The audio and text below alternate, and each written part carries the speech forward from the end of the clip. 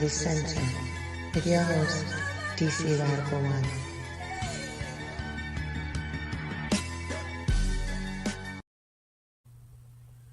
Greetings, Black family, and welcome to On the Wake Up Radio. I am your host, DC Radical One, and you have entered the center. Shout out to our wonderful producer, Cindy Ashby. You can check us out on SoundCloud, YouTube, iTunes Podcast, Google Play, Stitcher, Spotify, iHeartRadio, and On the Wake Up Radio. More important than all that, you can check us out at onthewakeupradio.com. That's onthewakeupradio.com. You said my mic is low. Okay. All right. Let me work on that. Well, I'm working on that. Also, you can check us out at. You can find some of the videos that you cannot find on YouTube at otwtube.com. That's otwtube.com. While I am trying to work on the mic issue. Let's see, we got Brother I. Allen was in here early. BB408, brother, if you're still here. BB408, Straight Black Pride. This is Vanessa. What up to Lord Vale? And BB408, Straight Black Pride to Brother Elijah. Let's see. Audio issues. Hold on. Yeah, I see the problem. I see the problem. I see the problem. I see the problem. Is that better? Y'all let me know that should be better.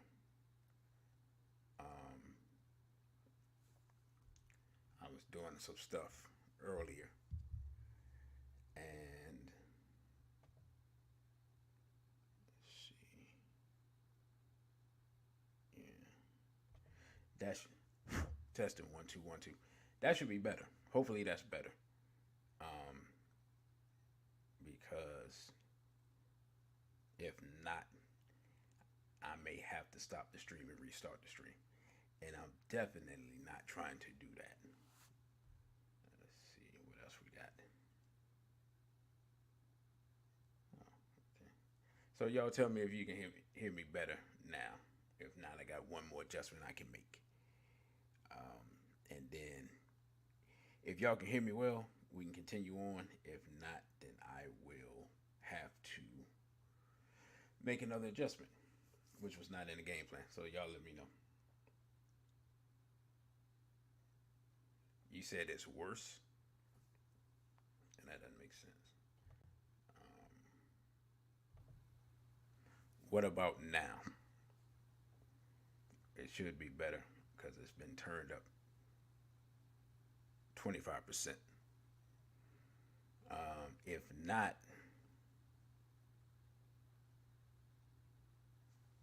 really? Oh, okay. This is interesting. All right, give me a second.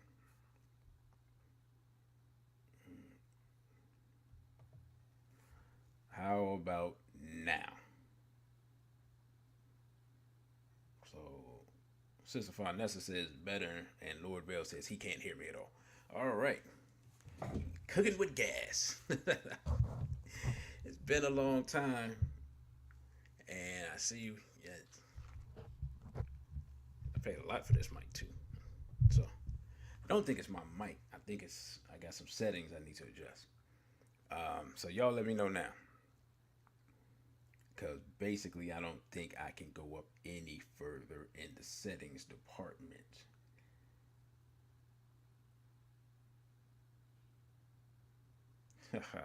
Sister Farnessa got jokes. I don't know why. I don't know why.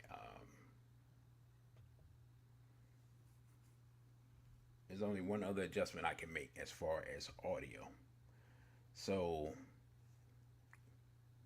if it's not better now, I don't know what to tell you. I wish I could take time out to listen at it from another source myself. Yeah, it is very much so. So yeah, everything is plugged in. Hopefully, I could try another connection. I don't. I don't feel like it can make it worse if I unconnected and reconnected. But it's up to y'all. If y'all say the sound is not good enough, then I can try that. I can try to unconnect it and reconnect it, and do it like that. Otherwise, we're gonna have to stick with what we got. Let's see. BB48 and straight black pride to a BB48, man. And Lord Vale says nine is still low.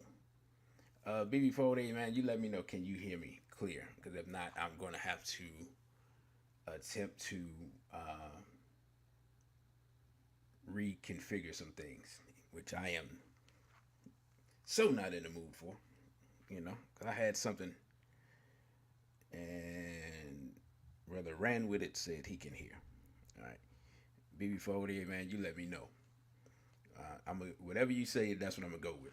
If you say you can't hear me, then I'm gonna restart. Well, unplug the mic and put it in a different connection. And you say we good, then I'm gonna go with it. So anyway, today's show, does representation really matter? All right, I appreciate that, brother. And y'all already know what sparked this. I guess we had a semi-historic occasion with the nomination and the I started to say verification, but that's not the right word. But y'all know what I mean. Of the new Supreme Court Justice Ketanji Brown-Jackson, and I see a lot of black people celebrating, and I'm not gonna lie, like sometimes I just want to not talk about stuff. I don't want to be as Urugu says, Debbie Downer all the time. You know, the one ruining the party or whatever, because a lot of people like to celebrate things. But I started looking at it, and I said, you know what? I have to do my job, which was given to me by the ancestors. When Dr. Ben and Dr. Clark and Dr. Okay, brother, appreciate that. Dr. Khaled, those times where you're in the back of the room and they talk about the youth and the next generation. Well, at that time, I was the youth and the next generation. Then I here we are. We already know Dr. Khaled would be roasting Miss Brown Jackson because we have precedence on how he felt about the situation. And so I'm not going to get personal and attack and all that. I'm just going to deal with some actual facts. But before we do that, we do have an announcement. Bam. Strategic Battle Plan for Black People, World War III. This is, of course, from our brother Ayo Kimathi, the Irritated Genie. This will be Saturday, May 14th of this year, 2 p.m. Tickets are $25 in advance. And this will be on, you can get tickets at www.waronthehorizon.com. And this event will be at the SBPM headquarters, 6490 Landover Road, Cheverly, Maryland, 20785. And you can contact Brother Genie with an email at liberation at waronthehorizon.com. That's liberation at waronthehorizon.com. And with it's so much stuff going on that you almost forget how much stuff is going on. you know, while everyone's looking at the slap, the nomination, there's still a war going on, and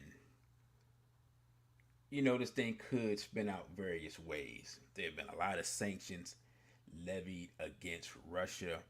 Russia has some economic options of their own, which could definitely affect people in America. We already have nearly 8% inflation in America.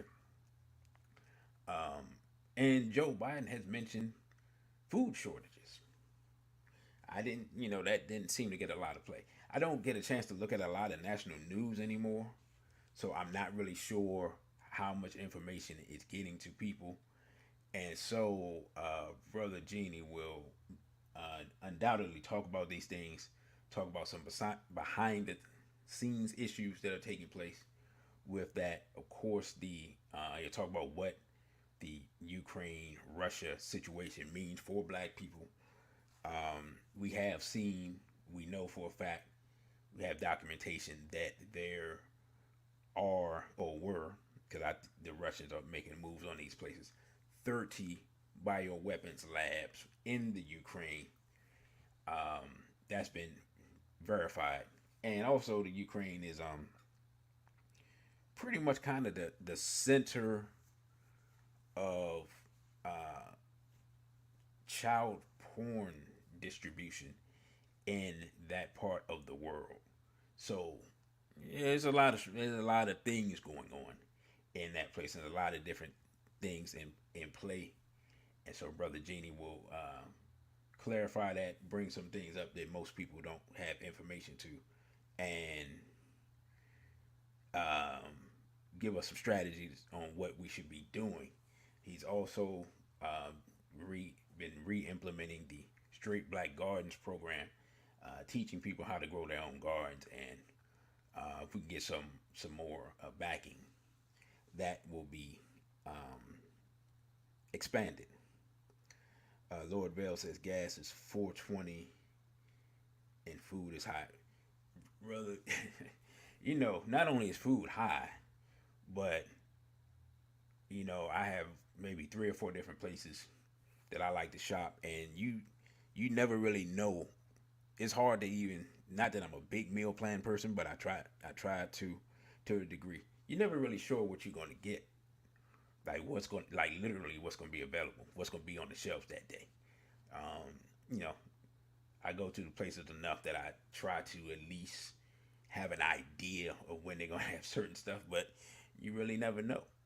And it's been like this pretty much since this whole we got deep into the whole event 201, also known as the pandemic. So yeah, there's a situation we're facing, and whenever the president says they expect things to get worse, and they're already not good, let's understand. Um, we got all the eviction moratoriums have been lifted. You know, prices are through the roof. We're gonna let's be honest here before I actually get into the content. Some adjustments are going to be made. Some um, I heard a brother say one time, strategic compromise for tactical advantage. you know, some of those things are going to have to be done just amongst regular people, where people may have to roommate with people that you know, but you never had any intention of moving in with, um, and it's just some asymmetrical things that eventually people are going to have to do in order to survive the situation that's taking place. So Brother Genie, again, that's about a month away now. Saturday, May 14th. Um, Preliminarily, I will be doing a presentation on the 28th. When I have the flyer, I'll put that out. We'll be dealing with, because it was never filmed. We'll be dealing with Memorandum 46. You know, the government's plan to disconnect Black America from Black Africa. So I'm gonna do that because it's never been filmed, and I just want to put that documentation up there. I hear people talk about. I hear people quote it to a degree, but nobody really actually inspects it. And even when I did the original presentation at the 2020 Straight Black Pride convention, my goal was to put it on trial and see the feasibility and the veracity of the document, which I don't think most people had done. Most people had either dismissed it or accepted it, but very few people examined it. So look forward to that. I'll let you all know. That's the plan right now. If something changes, I'll let you all know, and that'll be basically a African Liberation Day celebration, which is that week, and my birthday is that week as well. All right, so again, World War III Strategic Battle Plan for Black People, Belagini, also known as Ayo Kimanthi, will be giving that presentation Saturday, May 14th, 2022, 2 p.m. at the SBPM headquarters, 6490 Landover Road, Cheverly, Maryland, 20785. And again, you can find out more information at liberationatwaronhorizon.com. Tickets are $25 in advance. And right now, the plan is the brother's working on being able to live stream this event on his own platform. So as I get more information about that, I will let you all know in future live streams and videos. All right, let's get to the action at hand.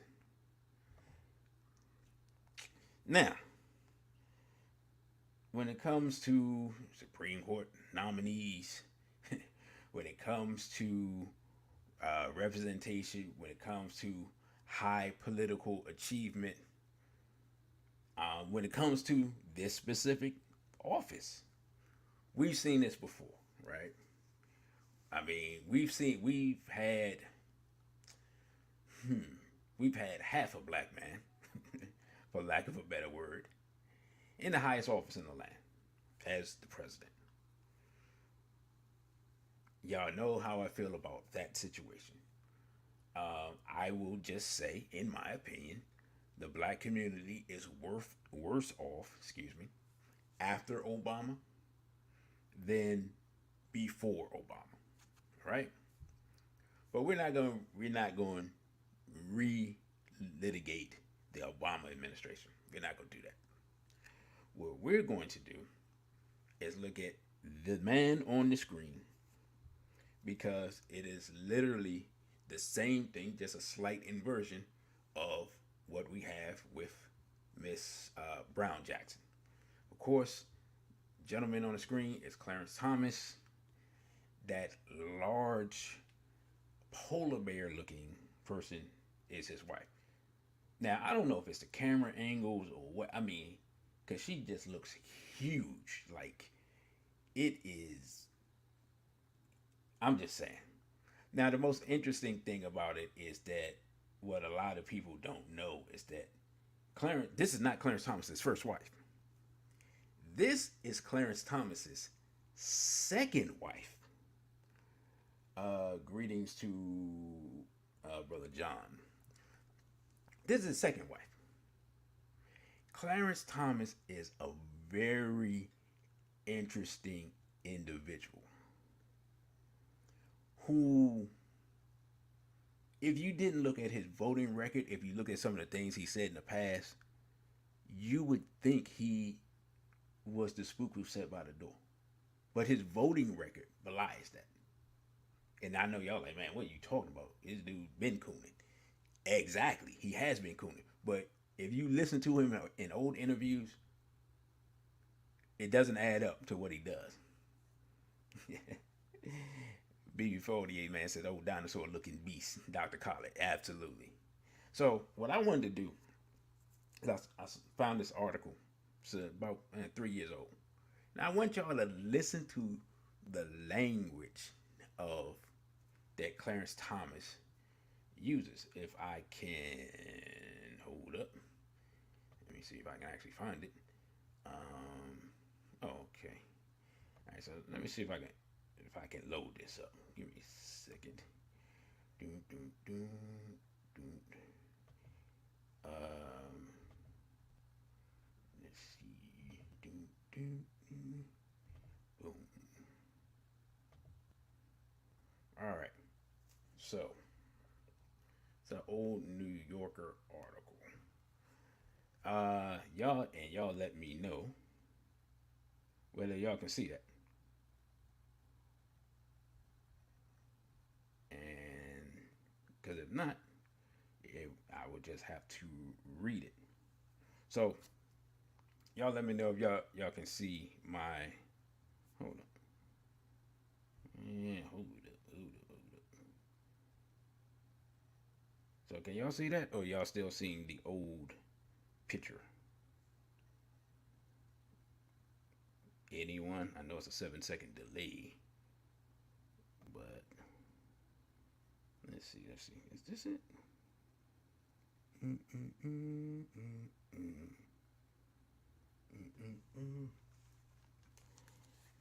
thought I had my tech ready. Apparently, I did not have my tech ready. And voila! Here we go. All right. Says Clarence Thomas's radical vision on race. Right now, let's check it out. Says Clarence Thomas is the longest serving justice on the Supreme Court. When he joined the bench in October 19th, 1991, which somebody told me was right around the time where the Rodney King situation was taking place. And I hadn't really thought about that because I had really kind of forgotten. It says that Soviet Union was a country, still a country. Hillary Clinton was Arkansas's first lady. Donald Trump had recently declared the first of his business 6 bankruptcies. And since then, Thomas has written more than 700 opinions staking out controversial positions on gun rights, campaign finance that have come to command Supreme Court majorities. And it says that Thomas's views, the Yale law professor Akil Reed Amar has said, are now being followed by a majority of the courts in case after case. And this was in 2011. So that gives you a little history on his accomplishments, right? Now, the thing about it is that as we as they go deeper into it, the part that's interesting. Oh, and I missed this part. So underneath it says Clarence Thomas's radical vision of race. Underneath that part, it says Thomas has moved from black nationalism to the right, but his beliefs about racism and our ability to solve it remain the same. And see, this was the part that I wanted to get to because I saw it and I was like, I've heard some of this stuff before, but it was interesting. So it says, by consensus, Thomas is the most conservative member of the court. So it's surprising that the central theme of his jurisprudence is race. When he was nearly 40 years old, just 4 years shy of his appointment to the court, Thomas set out the foundation of his vision in a profile in the Atlantic. It says, quote, there is nothing you can do to get past black skin, he said. I don't care how educated you are, how good you are at what you do. You'll never have the same contacts or opportunities. You'll never be seen as equal to whites. This is Clarence Thomas. What's interesting is this is probably right around the time he divorced his black wife that he had. Right? That's what's interesting. Then it says this was no momentary indiscretion. It was the distillation of a lifetime of learning which began in the segregated precincts of Savannah, Georgia, I'm assuming, during the 1950s and continues through his college years in the 60s. On the court, Thomas continues to believe and to argue, in opinion after opinion, that race matters, that racism is a constant, ineradicable, ineradicable feature of American life, and that the only hope for black people lies within themselves, not as individuals, but as a separate community with separate institutions apart from white people. I just just take a moment to, man, this is so interesting to me because there's a level of cognitive dissonance there where if this is your core belief, and I have a feeling that he actually believes this still, because I've known people who believe similar stuff, um, but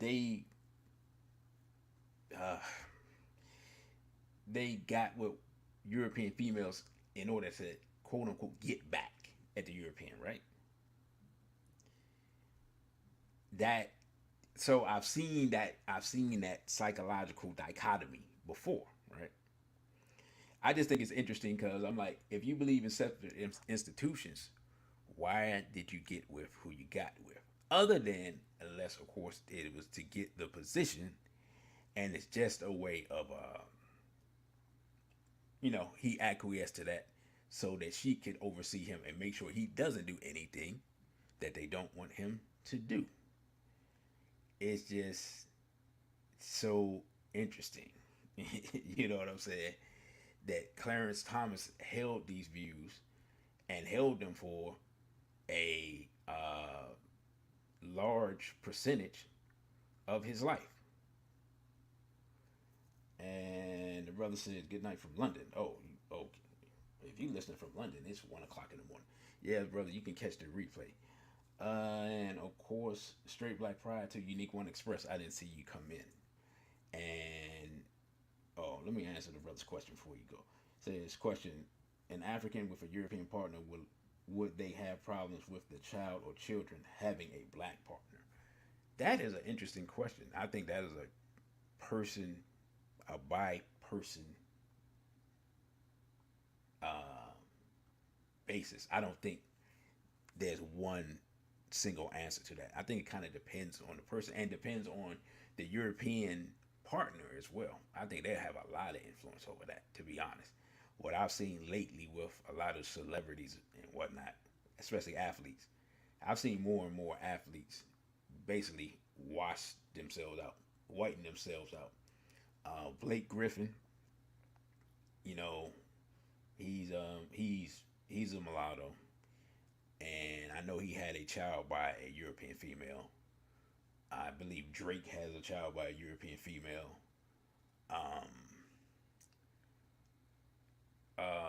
Patrick Mahomes has a European female, and Dak Prescott, the quarterback, he has a European female. So, to answer your question, brother, it looks like right now, where we are in history, the tendency is to get with and reproduce with a European. I think even Halle Berry, she reproduced with a European. So pretty much all of what's her name, Paula Patton, she with a European male, reproduced with a European male. If y'all can think of anybody famous that's mixed that has actually gotten and reproduced with black people, y'all let me know. I'm drawing a blank on that. So, but getting back to Clarence Thomas, right? This so a black man who once believed in black separatism was put on the Supreme Court and now is the most conservative person on the court, right? One can make the argument that there's no way you're going to get anyone in that position or a higher position with those type of views or stronger views on race, and yet the result has been what it has been with Mr. Thomas on the bench, right? Now, and again, all these people are thoroughly vetted. Everyone, I'm sure, knew this about Clarence Thomas before he got on the bench, and yet he was chosen and has done what he has done. He has followed the party line, right?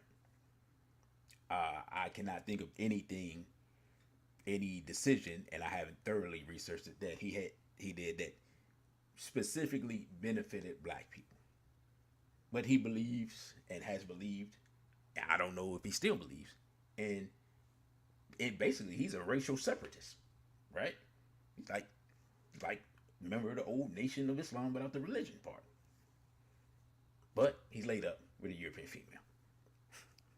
You know that? I mean, the split personalities that we have, we often suffer from as black people here in America. So we have him, right? We have that achievement. But the thing about it is that, again, Clarence Thomas is not the first person that we've had reach that position. And historically, this is something we never talk about, right? Somehow we always get caught up in the first black this, the first black that, the first black the other. But we never talk about what happened after the first in history, right? We talk about the first, but we don't talk about what happened, what was the benefit or the detriment, and how were those first things not beneficial, right? So,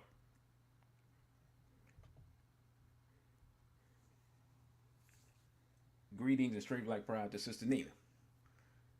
This is a drawing of black congresspersons, senators, and congresspersons during Reconstruction.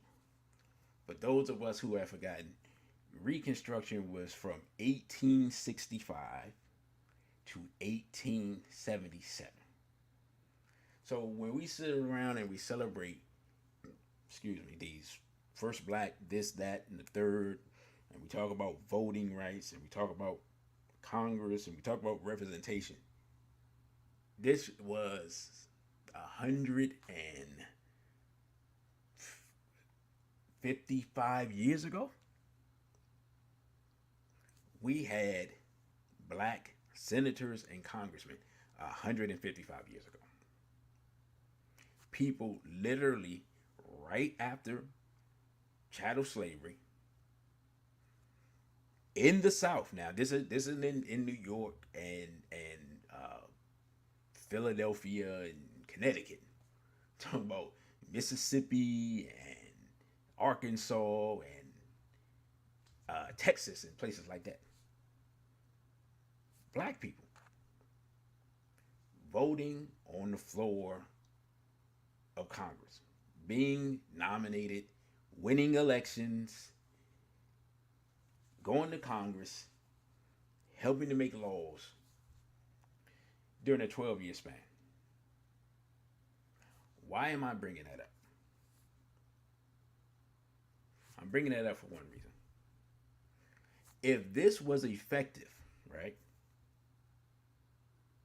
If this was effective, Martin Luther King wouldn't have existed. Malcolm X wouldn't have existed. Elijah Muhammad, Nation of Islam, Marcus Mosiah Garvey, Black Panther Party. Y'all get my point? 155 years ago, we had representation in Congress. Not entertainers, but actual representatives. And it wasn't an anomaly. There were literally in all levels of government, state and federal, thousands of black men in various positions throughout the South. And let me see. I got a video talking about that. Let me see if I let me make sure this is the right one. Hopefully this is the right one. We're gonna let this video run, and hopefully this is the right one. Because if not, that means I gotta actually find it and load it up, and I don't want to do that. But it's a pretty good clip. It's from a person I don't really like. It is what it is. You know, it's a succinct. Hold up. Let me see. It should be a succinct 2-minute video. Oh, pause that. Pause that. Pause that. Pause that. Pause that. Pause that thought. Let me make sure that I got the actual right video up here. Cause I don't want to go through and add something. Cause hopefully. Let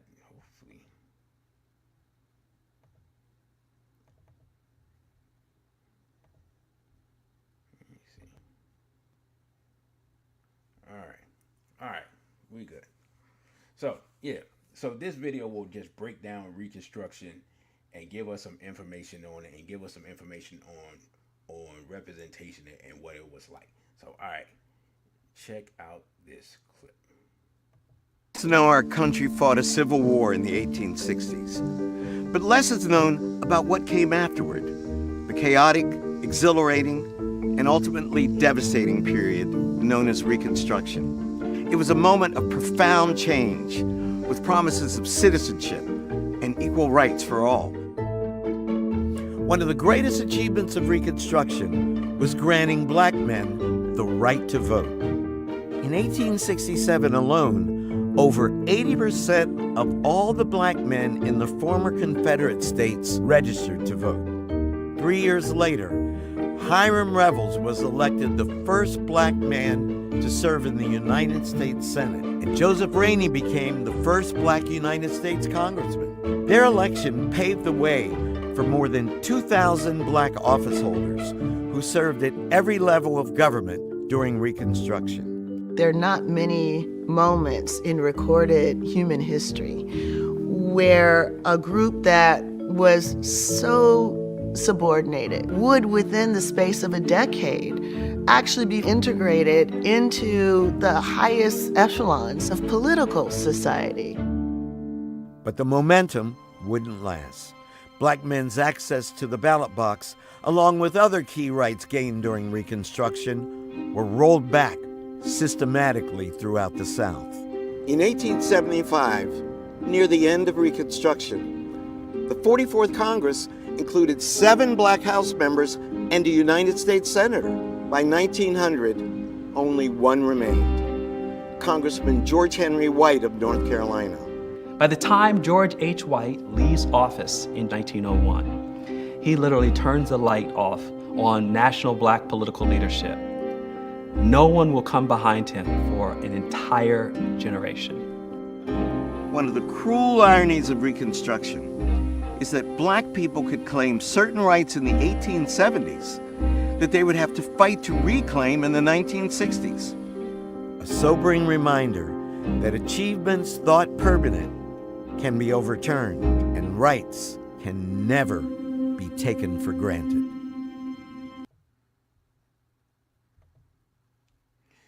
Now, Sister Farnessa, that was Henry Jewish Gates, and yes, he's married to, or at least is with, a European female, which I told you somebody didn't like, but the information was valid to today's discussion, which is that does representation matter? Now, again, literally, the moment after enslavement, they started implementing the right to vote.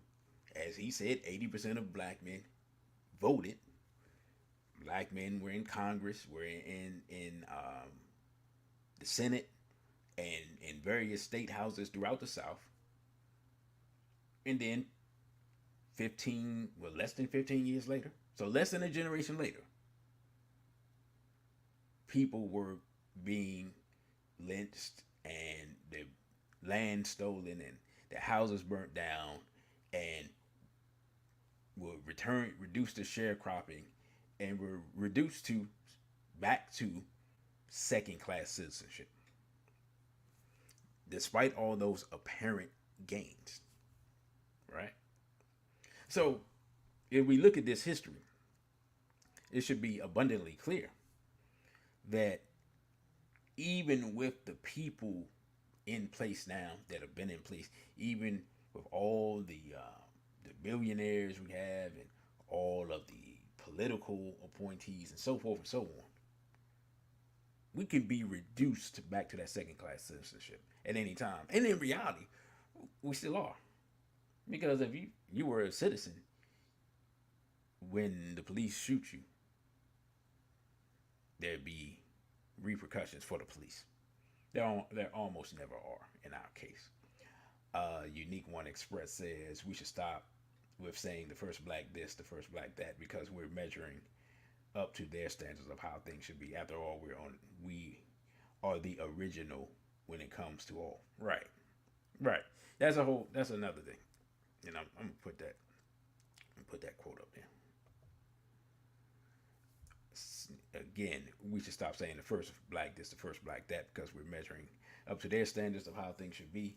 After all, we are the original when it comes to all. Right. And because we don't know our history, we've had black everything before Europeans even existed, being completely honest. But,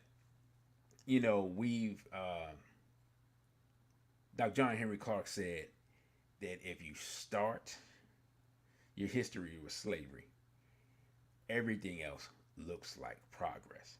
And that's the mentality that our people have. So they see a black person do whatever, See, they see an individual black person achieve quote unquote success. Just put it that way. And then we think of it as advancement by all our people. Right. And this is part of what Dr. Julia Hare called, and she said it before Dr. Umar, from what I've been able to see, the illusion of inclusion. So and so is advancing, so we must be advancing. But our communities are getting worse and worse. And so the thing we have to think about is what does it really take for us to advance? And I had just wanted to look real quick at the sheer numbers of black office holders in the South. And let me see if I can bring that up real quick. Because, let's see, here we go. Bam. All right. And this is from the, let's see, who is this from? It says black office holders in the South facing history and ourselves.org, who I was not familiar with until now. But let's just look at this table and let's just go through the numbers real quick. This is during Reconstruction. And this is says all data was adopted from Freedom's Lawmakers, a directory of black office holders during Reconstruction, revised edition 1996 by Eric Foner. So, and it's going in alphabetical order. So it says, Alabama, 173 office holders in Alabama during Reconstruction. Arkansas, 46. DC, 11. Florida, 58. Georgia, 135. Louisiana, 210. Mississippi, 226. Missouri, 1. Yeah, that's interesting. In St. Louis in Missouri, 1 whole person during Reconstruction. North Carolina, 187. South Carolina, 316 black office holders, during Reconstruction. Tennessee 20, Texas 49, and Virginia 85. And this is on the state level, for a total of 1,517 state level office holders during Reconstruction in the South. And it appears it just deals with the South, right? So during Reconstruction on the federal level, we had, and I'm not going to go through all the numbers here, but we had two black ambassadors, which I didn't know. 14 congressmen, 2 senators, 43 postmasters. Let's see, 11 deputy U.S. marshals.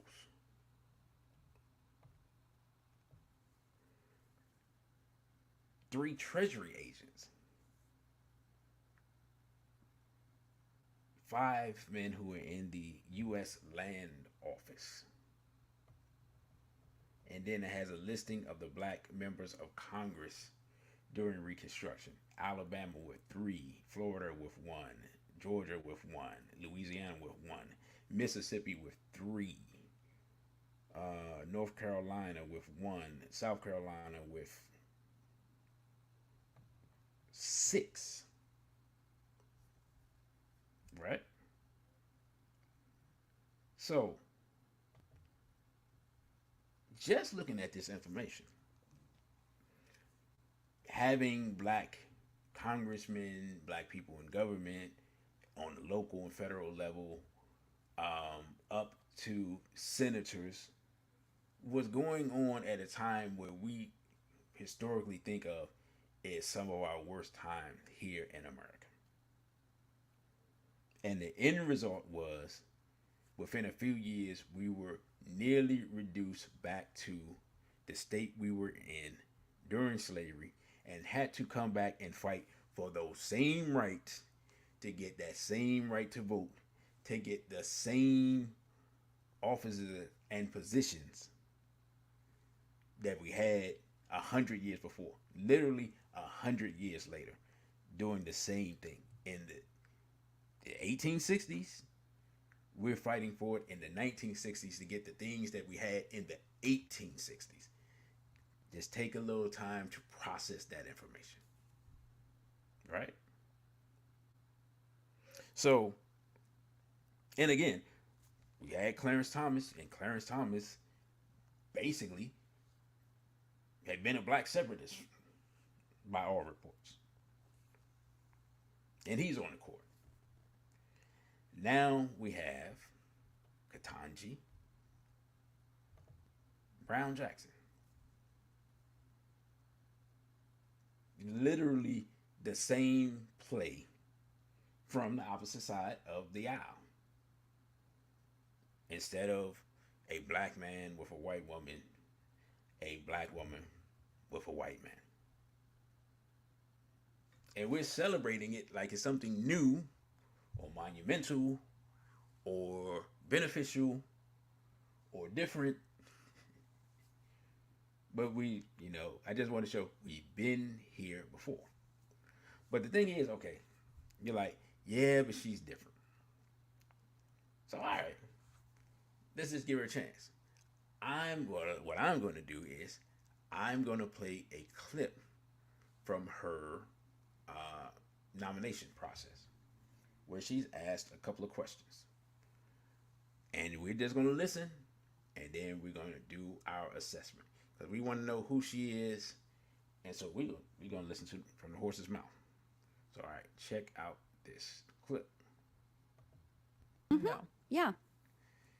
I can't. You can't? Not in Okay. this context. So you I'm not a believe biologist. the meaning of the word woman is so unclear and controversial that you can't give me a definition? Senator, in my work as a judge, what I do is I address disputes. If there's a dispute about a definition, people make arguments, and I look at the All right. law and I decide. So I'm not. The fact that you can't give me a straight answer about something as fundamental as what a woman is underscores the dangers of the kind of progressive education that we are hearing about. All right. Hey, thanks for watching. I bet. Did y'all catch that? Y'all want me to run it back? The white woman asked her, "Can you give me a definition of a woman?" And Miss Brown-Jackson says, "Not really." And she says, "I'm not a biologist." I don't know if that part came through. Or y'all let me know, did y'all hear the "I'm not the biologist" part? Because I thought that was part of this clip.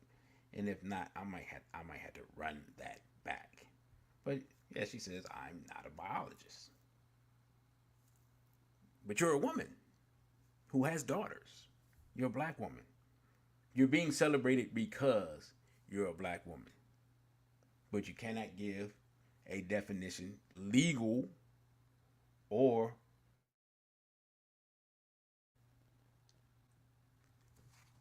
what are we dealing with here, brothers and sisters? Who are the only people who wants to have us confused about who are men and who are women? That's small hat agenda, right? We've been talking about this for years, right? So obviously, although she looks like us, it's obvious she's carrying out the small hat agenda by that fact, right? Because even regular, this is the thing, the representatives of redneck America are the ones asking her these questions. There's no black Congress people or senators saying, yeah, so do you know the difference between women and men? Nah, not really. I don't really know. You see what I'm saying? So she's carrying out the hat agenda. She's not even carrying out the low level white supremacist agenda. She's carrying out the hat agenda. But just in case it's not clear from that clip, and I might run that clip again, but I got another clip. This one is longer. That one's only a minute. This is about 4 minutes long. I want you all to listen to this exchange between Miss Brown-Jackson and I don't even know the guy's name. To be honest, I didn't care because what he asked her about was like, oh, wow, okay. So, all right, check out this clip. I want to try to understand here, is it your view that society is too hard on sex offenders? You say they truly are shunned in society. You wrote that many of these laws are products of a climate of fear, hatred, and revenge. So just, is that still your view? I mean, do you think that these laws are too tough, that we're too tough on sex offenders? Explain what you meant in this case in 2013, and it seems to be the same thing you said many years ago. Senator, it's not the same thing I said many years ago. Many years ago, as a law school student, I was evaluating a new set of legislation, state laws about registration, and I was analyzing them as law students do. Wasn't about the sex crime, it was about the characterization of the law. Is it a punitive law? Is it a prescriptive law? And how would a court go about determining that? That was the frame that I used then. It could have been about anything. It was about the characterization of legislation. But could I'm sorry, I don't mean to interrupt you. I've only got 2.5 minutes left, but I just want to make sure I understand this. I'm quoting from your conclusion now. This is on page 1728 of the Harvard Law Review. This is your conclusion.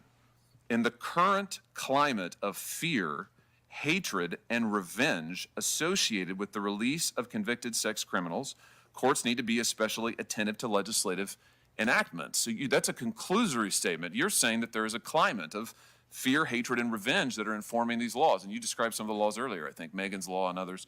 Senator Cruz asked you about some of those.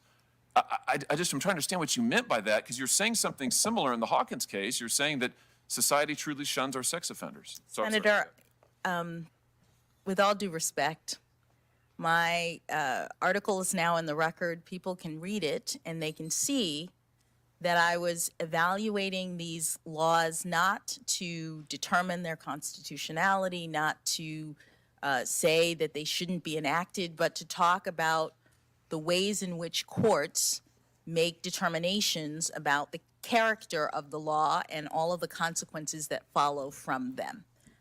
In law school, I had not had any experience in terms of the criminal justice system, and I was doing what law students do, which is seeking to analyze in a creative way new legislation. With respect to Mr. Hawkins, I was doing what judges do, which is look at the statute, 18 USC 3553A, exercise discretion as Congress has required us to do, take into account all of the various aspects of a particular case, and make a determination consistent with my authority, my judgment, and understanding fully the egregious nature of the crime. As you said, even the prosecutors in these cases are not recommending guideline sentences. The probation office, which is an independent authority looking at these cases and the facts related to them, are not recommending guideline sentences. This is a particular area where the commission has seen an enormous amount of disparity and has in fact asked Congress to come back and address, to help judges who are looking at these cases to be able to rely on the guidelines. which Congress has declined to do.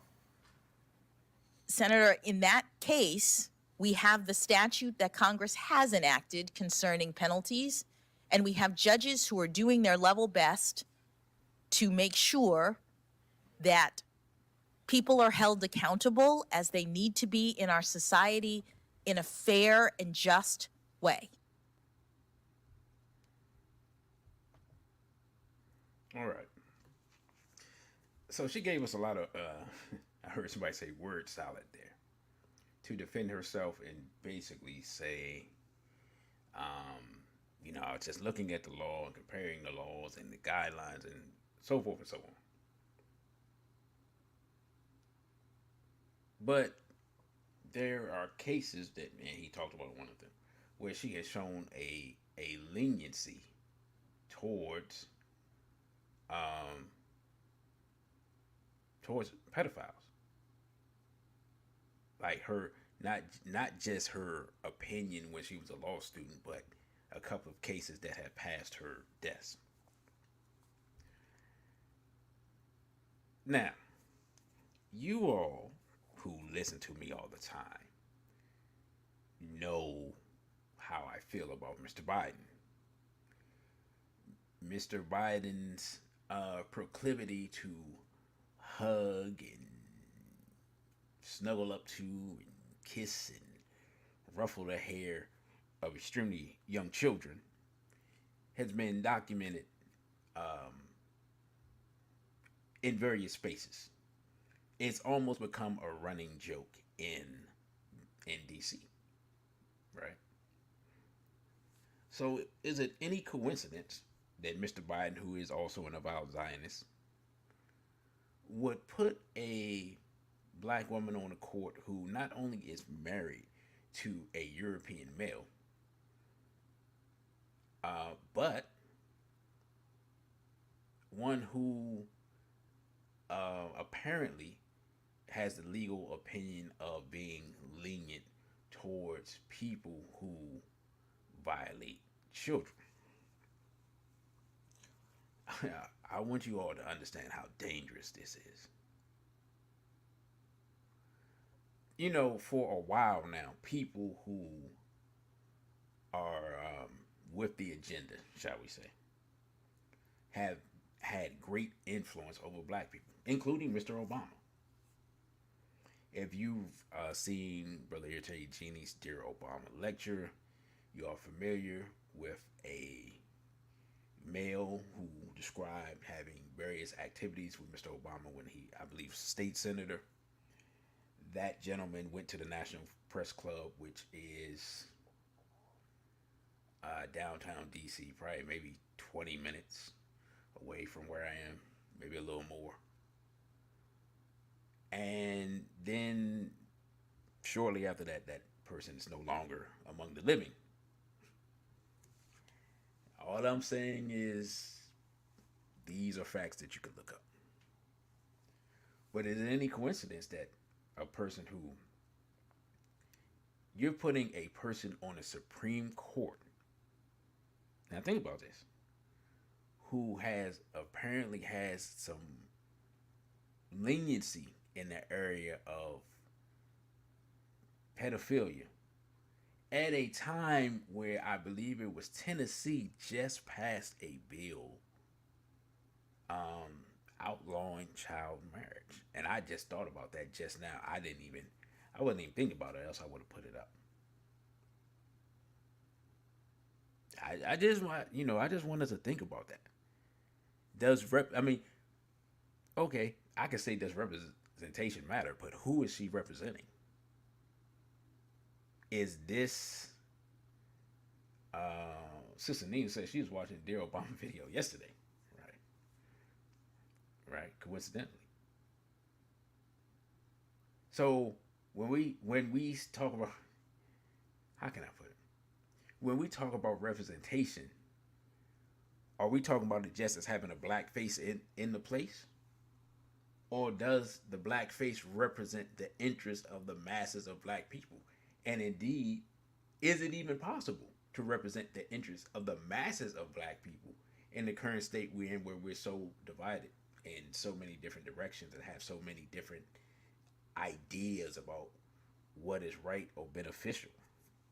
Or is it just, every man for themselves, every woman for themselves, or long as someone is there, it lets our children know that they can get there. Is it one of those things?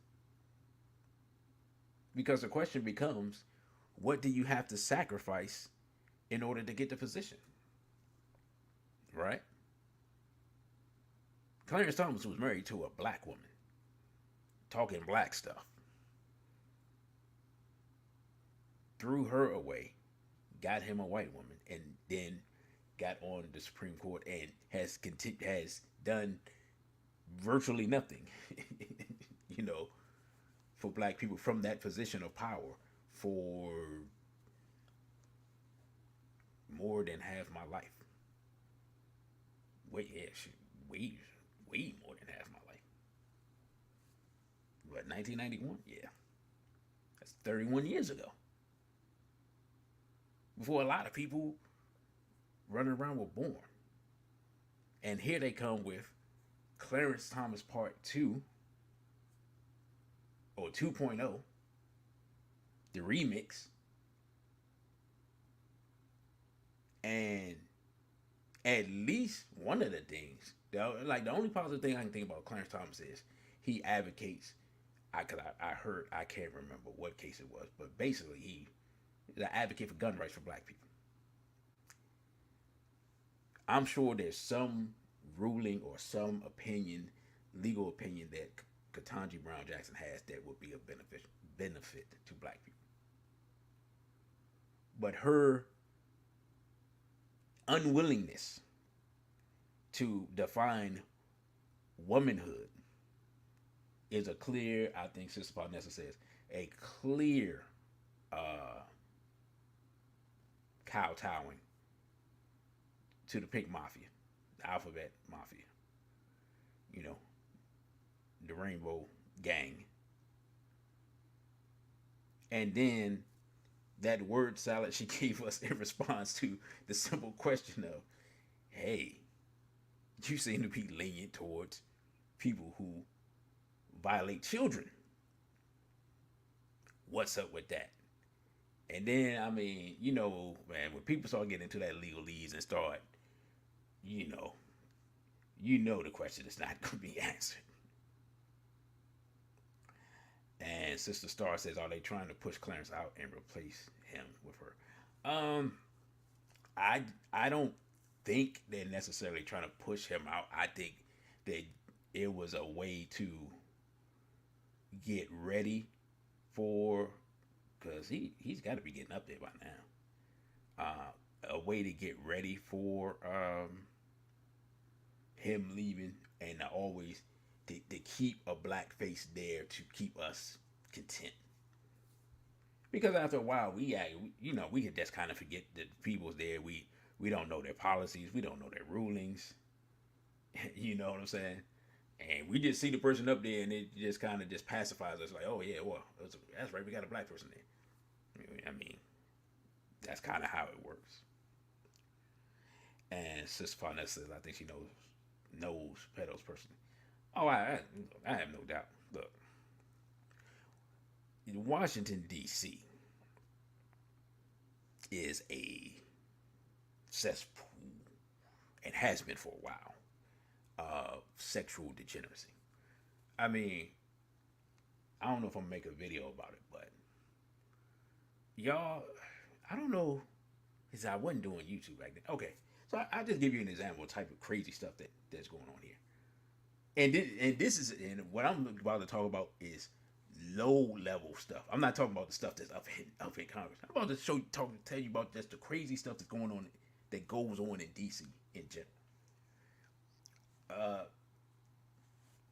Last week, I believe, they convicted a guy, and I'm pretty sure it's a black dude, who was breaking into men's houses on Capitol Hill, which is largely a white area, and raping men.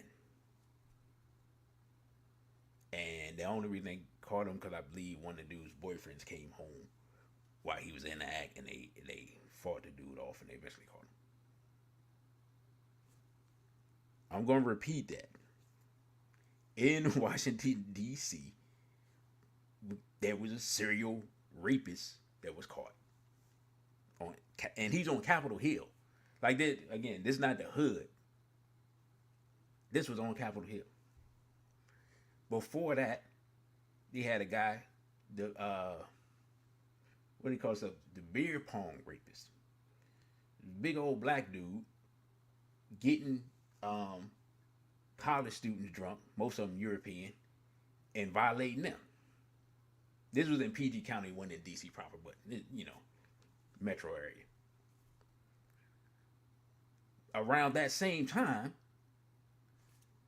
a homosexual gang was running around, pulling guns on dudes, pulling them in a white van and violating them. Again, these are men raping adults in and around Washington, D.C. over the last 10 years. Now, what do you think goes on behind closed doors in this place?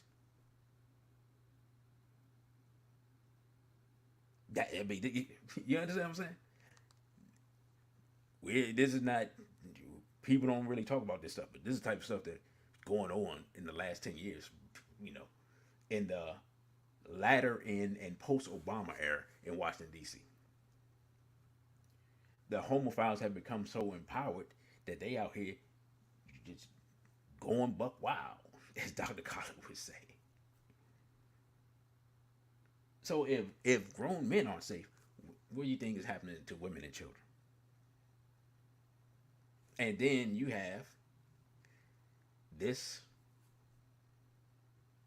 woman who doesn't know what a woman is, and thinks we may be too harsh on pedophiles and stuff.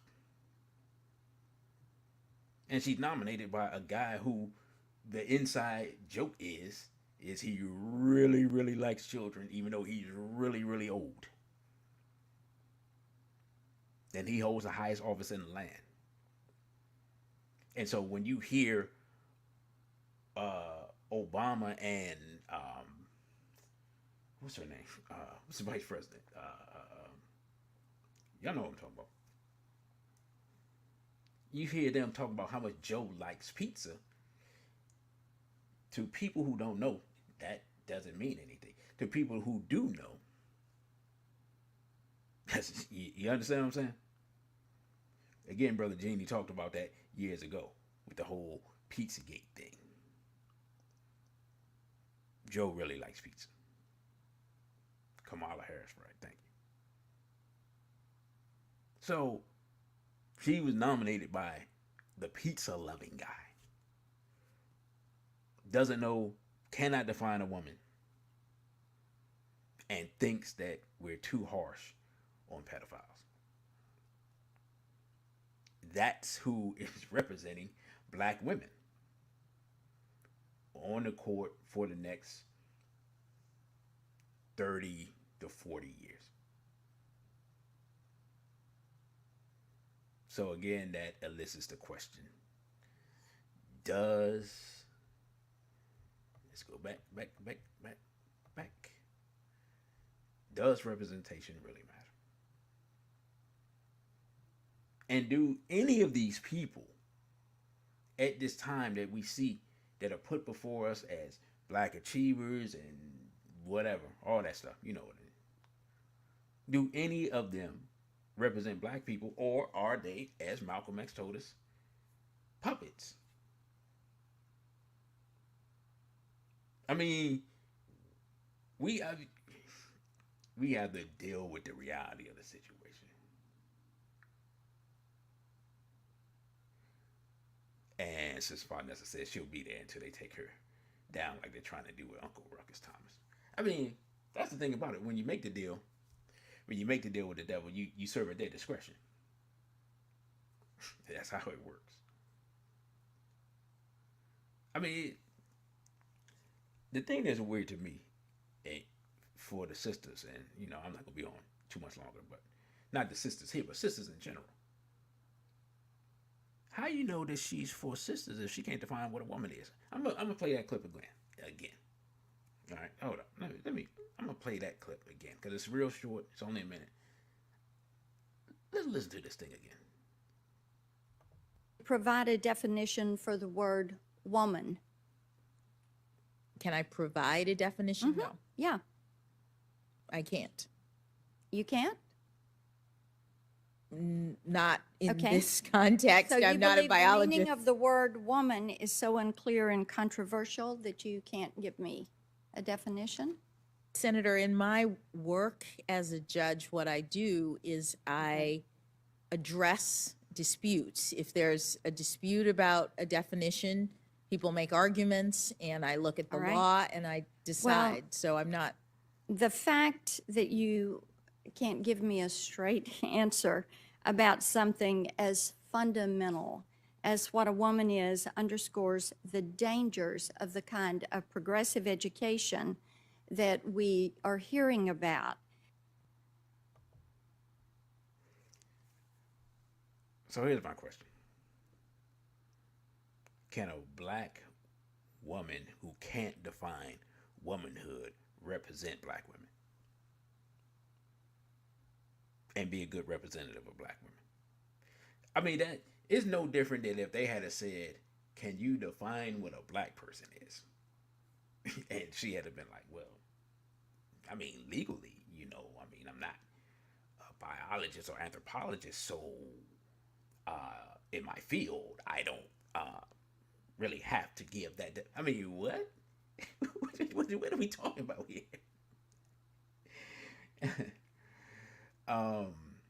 Sister Vanessa says, if I'm not mistaken, she already proven that she's not for black people when she shot down the lawsuit that black folk had against Lockheed Martin. Thank you for mentioning that. I could not find the article on that. I was looking for it, but I couldn't remember the company. And so, yeah, she had from my understanding, and y'all can correct me if I'm wrong about the details, but she had an opportunity to back up black people in a lawsuit against Lockheed Martin for discrimination. And she just kind of passed, and I think that her passing kind of pretty much led to the lawsuit going away. That's my general understanding of it. I did not look it up recently to get all the details. So if there are other details or if I'm putting it in the wrong context, y'all forgive me. But I did see that information, but I did not thoroughly delve into it. But again, that's another example. So she doesn't know, can't define women. She's soft on pedophiles and won't black people up in a discrimination case that is a major case because Lockheed Martin is a large, influential company. That's a very surface look at her record. And it's not looking very good from where I'm standing. And Sister Vanessa says, wait, hold up. Sister Vanessa says she waited 54 days to make sure that the time would run out so that when she gave her ruling, they didn't have the time to rebut. Oh, so she stalled them out. Well, there it is. And Sister Nina said, yeah, she's skating around that question like a homophile in an ice skating competition. Yeah, she did an excellent job not answering any of the questions from what I saw. And Sister Star says when she did that, she showed them she'll swing the axe against us and sleep well at night. Oh, well, yeah, of course, because she being kept warm by white zaddy. Hold on, let's see. Let me put up Sister Vanessa's actual answer with that. Hold on, let me go back. Let me find the first, where you first gave us the information about Lockheed Martin. If I can actually find that. Okay, here we go. Says if I'm not mistaken, she's already proven she's not for black people when she shot down the lawsuit that black folk had against Lockheed Martin. Thank you for that. And then, okay, there we go. Says she waited 54 days to make sure the time would run out. So when she gave her ruling, they didn't have time to rebut. Thank you for that contribution, sister. So, I mean, I think we have enough evidence right now to kind of know who she is. We have enough historical documentation to know that brown faces in high places doesn't mean that our hand will come up all aces. You know. And I just wanted to really just get into it and just show the historical documentation, the people that have come before, the political achievements that we had at a time before we were almost reduced back into enslavement, and just show that, you know, it looks good on camera. It makes people feel good, I guess. I think sisters are feeling better about her than anything else. And to be honest, a lot of sisters are living their zaddy fantasies through her. And I forgot. Oh man, I forgot. And then I forgot some Negro came and put up an article talking about why more black women should date outside the race in the midst of, and I believe he was using her as an example of what you can achieve when you do that. And then somebody told me that he's actually married to a black woman, which was so, that was a whole nother thing.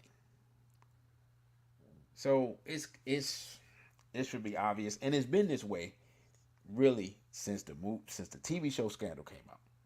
There's been a push for black women to get with European males. She's the latest example. She's the latest person that they propped up and put up as an example of what you can achieve when you do that.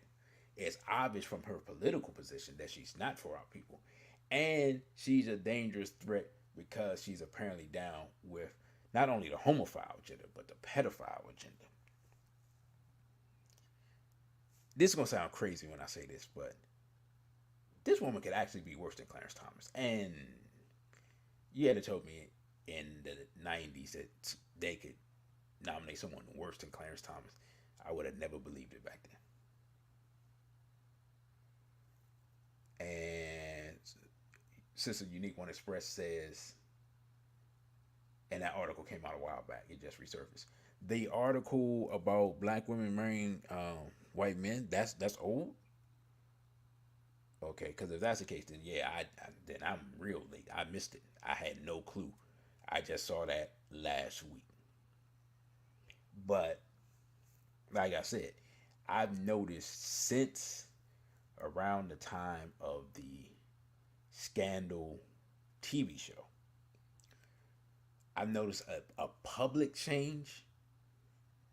Notice I said public change, and how our sisters' open willingness to be with European males. I've noticed that they really push it in the media since then. And, I mean, on these YouTube streets, there are plenty of channels with swirlers and divestors. And, I've seen on Twitter just all types of vitriol and disgusting behavior. And also, I don't know, and I forgot about that. Should do a separate video on that. I don't know if y'all heard real quick that Discord audio file with black women. Well, no, excuse me, my bad. My bad. I apologize. With negresses openly stating how they are turned on. They find it erotically stimulating to witness black men being brutalized by European police officers. Now, I don't even doubt this stuff. I don't doubt this stuff.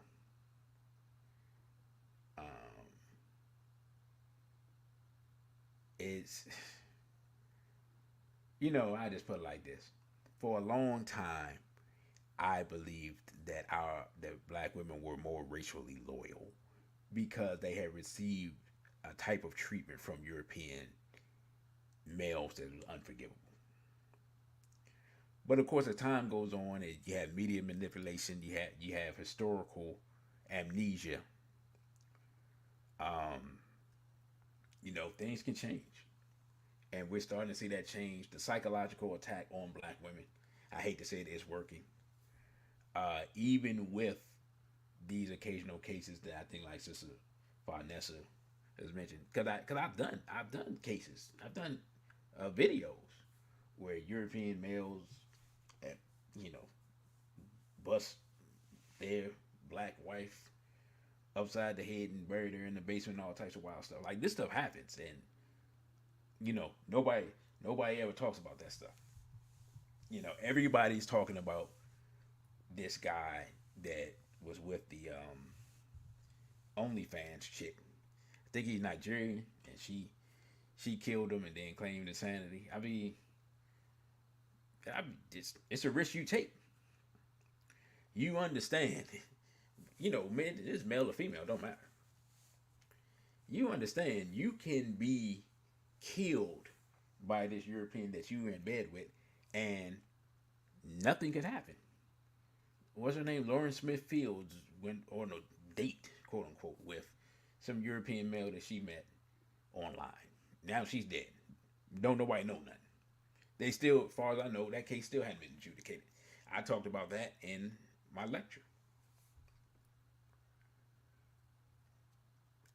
Some of our people are willing to risk their lives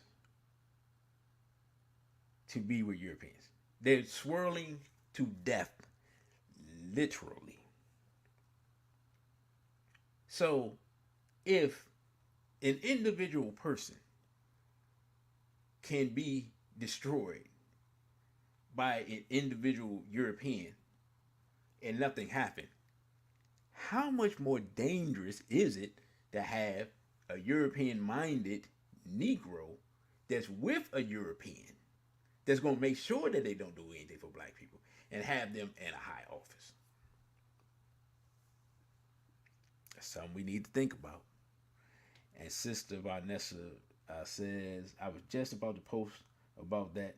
She stabbed him to death and they let her out of jail and they haven't seen her since. Yeah, I mean, somebody, I saw a clip of her on a podcast. I think I know which podcast it is, but I'm not going to say it because I'm not 100% sure. And, why give them shine? They got plenty of followers. And she was saying she only likes to date rich black dudes. Now, if you are said rich black dude, why would you date someone who specifically says she only dates rich black dudes? So she's put a price on, she's for sale. Just put it like that. If you're a rich black dude, there's a richer black dude around the corner. So she's for sale. You get with her. She has OnlyFans, so she's really for sale. And then they're supposed to be having some conflict. Let her tell it. I don't know. Who knows? Whatever. Some type of domestic issue. Whatever. And now he's dead.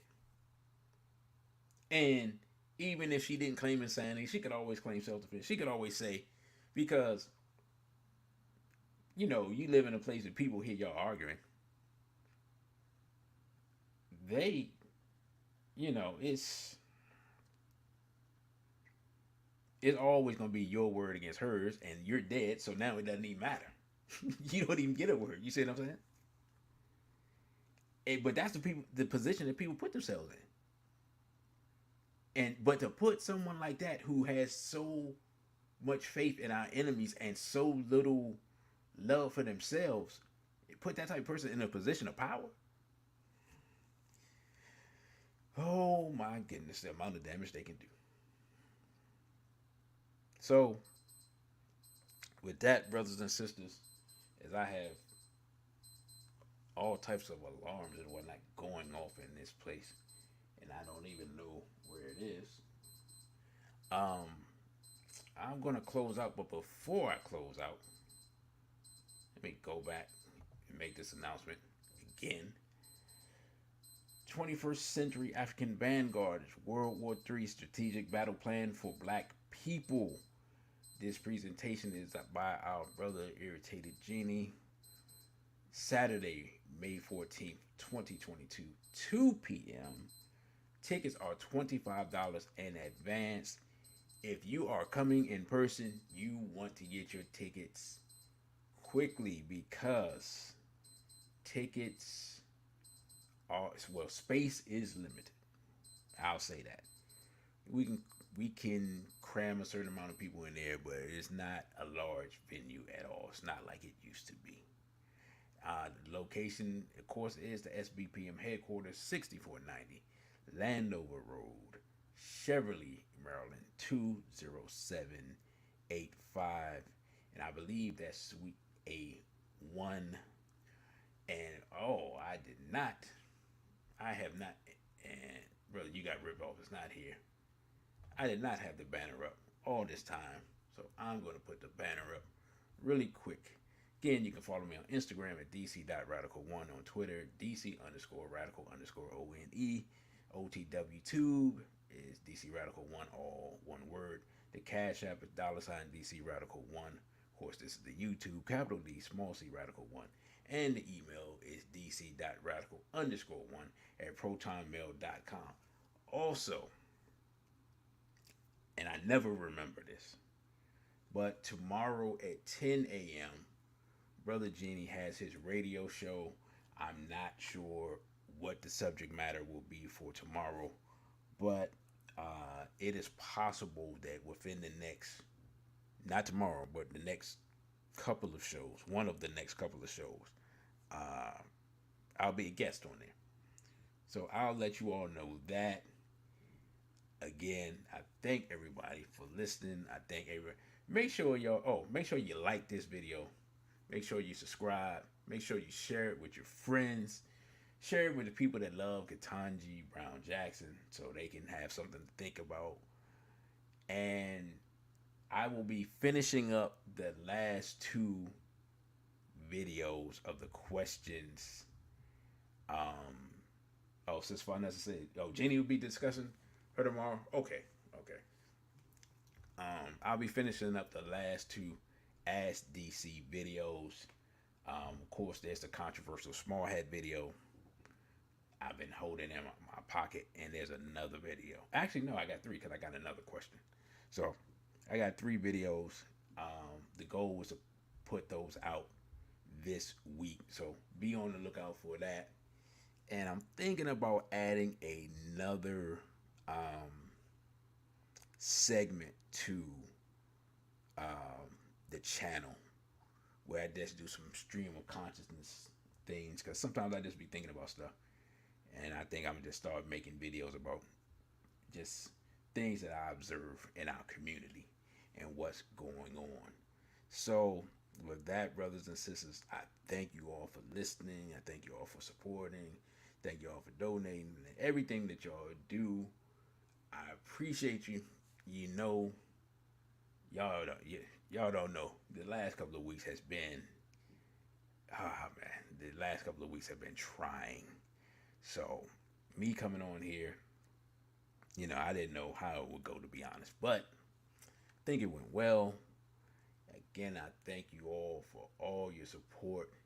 And with that, I say a BB for Hodie and straight black pride.